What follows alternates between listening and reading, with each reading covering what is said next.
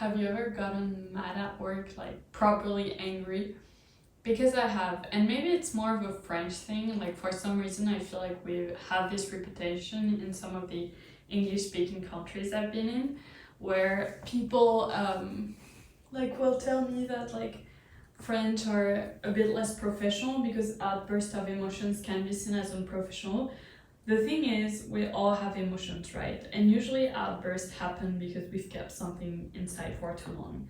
And when thinking about this, I remember I had a friend who shared with me that her boss was very disrespectful. Like he would get angry all of the time and never apologize and just act as if nothing was wrong. And she didn't say anything. And one day she just got so mad at him and slapped the door, and she didn't know what to do with that. Like she didn't know how to start, building back her bridge and how to deal with the fallout. Like she didn't even know if there was a fallout because she hadn't gone back to work yet.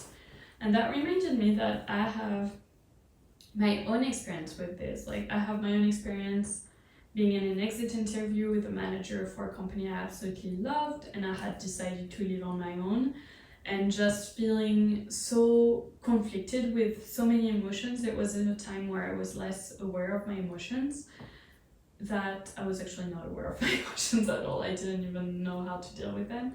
But I had all those conflicting emotions because even though I had decided to leave, I was still super sad about doing it and what was gonna come afterwards. And so that meant that I came in the meeting not feeling super great. And I remember when I was asked for feedback, at some point I gave feedback on a topic that was sensitive to my manager.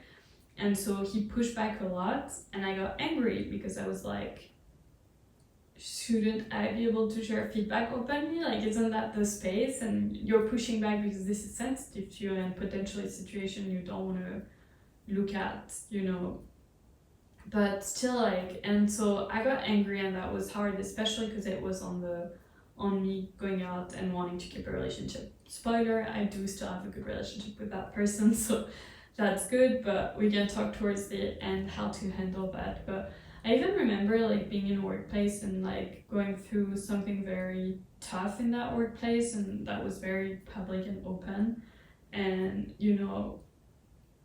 like having all those emotions and not knowing what to do with them and feeling like I couldn't actually express them because I would be seen as unprofessional. But I digress, even though like I also want to acknowledge that often women who have emotion in the workplace are the ones seen as unprofessional, not men. And it's also why we often bottle them up, right? It's because if we say something, even when we give feedback that is warranted, sometimes we're seen as too difficult. If we express frustration, we might be seen as too emotional. Like we are judged harshly, and more harshly than men on that topic.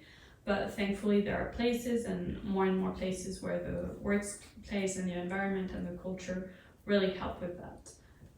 Should I open? Yeah, let's get a bit of sun in. As you can see, really sunny outside, less here. But yeah, so this is one topic that I think is very, very important. And so it's just, we all have emotions and we try to act as if we don't at work. Like all suddenly we're robots, right? And we don't feel anything, and we should just be perfectly fine all the time and not say, I am feeling this way, I am feeling that way. But definitely getting angry is another level. So if this has ever happened to you, and if this is why you're on this video, let me tell you how I've handled it and how I've taught others to handle it. So the first thing I did myself is apologize. But apologize for something real, right? Don't apologize like, for instance, I had someone say to me once, but I'm not, and this was the same person, but I don't want to apologize for being angry because I am angry and I feel like that was righteous anger. And I was like, then don't apologize for being angry. You don't have to apologize for that. Apologize for something truthful. Like in my case, I remember in my interview, I apologized for the way I expressed my discontentment and the way it had come out. Not for the frustration of the situation, not for the anger at it because it was warranted, but for how I expressed it, for something I said, for that I thought was unfair and wasn't actually feedback. So this friend I was telling you about earlier, she went back and she actually, apologized for slamming the door, which was something she was apologetic for, but she didn't apologize for being angry because she felt it was a long time coming.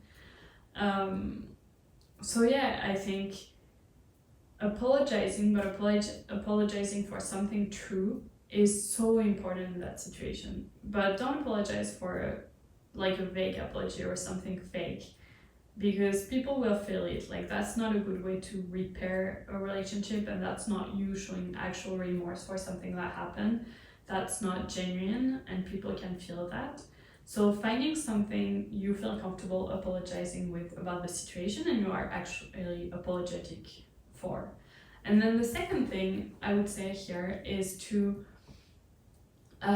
give feedback if possible. So sometimes it happens, it's a one-off, it's not going to happen again. But like I was saying, a lot of time it's something that's built up over time and that we haven't communicated because we thought it would be seen badly if we actively communicated it. If we actively said it, we would be seen as too difficult, too angry, too something, too much. And so we don't do it. But in that case, it is... See, I'm distracted so easily, but with the sun you can see like it's so pretty. Anyways, but going back to feedback. But the thing is, if it's a situation that was boiling over or has happened over and over again, like was my case, like was my friend's case, like that was something that had happened over time, it wasn't a one-off, and the anger was stemming from the fact that it had never been expressed and it had boiled over.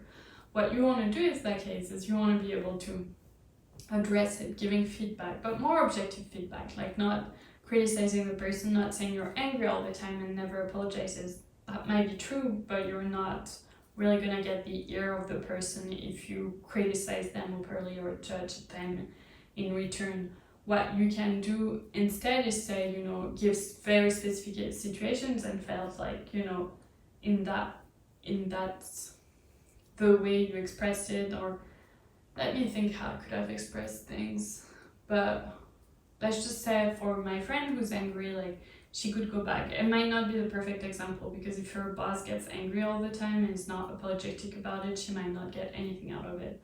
But let's say her boss gets angry. So every time lunch comes around and they wait to it, that person comes hangry. Like that can be something to say and say, hey, like I've noticed that, to be honest, like I've noticed that there's, like last week on Tuesday, when we were late to lunch to finish some of the work, like I felt like, you had less patience maybe, and even that, like, I don't think that's a good example necessarily, but giving feedback is really about talking about specific specific actions and behaviors in the moment. So, I mean, in that case, it's a tricky case, right? So it could work saying, I've noticed that you often lose patience a little bit more around lunchtime when we, keep working and go together later at lunch or things like that. Like, you could find ways to express it that are less attacking to the person. Sure, if someone's gonna feel attacked, they're gonna feel attacked, but still, like, feedback is key. It has to be on specific behaviors that you can relate to. And it shouldn't be, oh, you're always angry. That's not feedback. And then, suggesting a solution moving forward. Maybe we could make sure we get lunch earlier, right? Because this is actually making me feel, when that happens, this is making me feel not respected, or this scares me, or this makes me feel uncomfortable. Making you feel uncomfortable can be a good way to express it, and this is how I would like to move forward. I'm giving you quite like one example, but there are many ways to do this. But what I really want to impart on you today is that if you get angry, there's always a way to repair a relationship at work and even in your life, but it starts with apologizing, and it starts with apologizing for something you are genuinely apologetic about. And then the second thing is trying to provide feedback. Ideally, you're in an environment where you can do that, but so this doesn't happen again. And I would encourage you anyway to become better at communicating often and early when there is something that bothers you, to avoid that explosion, to avoid that anger. Like, I know a lot of us have not been taught how to express early how we're feeling, what is bothering us, before it's too late, and we're so frustrated that it actually doesn't come out the right way, or it doesn't come out. It's not necessarily that there's a right way, but there's a better way, right? It doesn't come out the way you want it to come out. So I would really encourage you to become more aware of when that happens. That's at least what I've been doing, and it's worked quite a bit. And then, yeah, to be able to anticipate better and communicate early. And I mean, if your boss keeps getting angry and being disrespectful, then maybe the only thing to do is leave, like, as hard as it is. Find something else the quickest way you can, so you don't actually have to suffer through someone who's not open to feedback and who's going to continue to put his anger out on you, even if you've done nothing wrong. So yeah. But I hope this was useful. If you don't know me yet, my name is Lucille. I am a 34-year-old who's gone through burnout, depression, and a multiple sclerosis diagnosis, and who is rebuilding her dream life and taking you along the journey to, enjoying life to the fullest. And that also goes with, I was gonna say not taking shit, from others, but that also comes from, becoming better with your emotions, more comfortable with them, so they have less of an impact on your life, an unintended impact, let's say, and to also, become better at communicating, because I feel like sometimes a lot of things are solved with good communication and good feedback, and communicating early often, so you feel like your emotions don't run the show for you. You can still feel them, they're still valid, but how you handle them is something that you can definitely, learn. Like, remember that you can process your emotions without expressing them to someone else. So it start with that, right? Becoming aware, processing it, and then deciding if you want to act on it. And in the case of when it's something recurring at work that bothers you, and this is why you feel so angry, then communicating early, often, and trying to share feedback and find solutions with the person when you're both in the right state of mind will be super helpful. So I hope this was useful. Please subscribe if it was. I'll see you tomorrow because I post every day on this channel. Bye!